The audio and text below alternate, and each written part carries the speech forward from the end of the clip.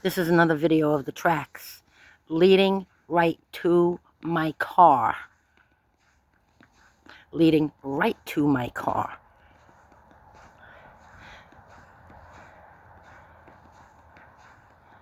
And stopping right next to my driver's door.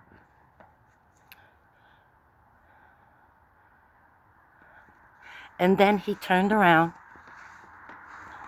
on his bicycle and went back down. I'm tired of this shit.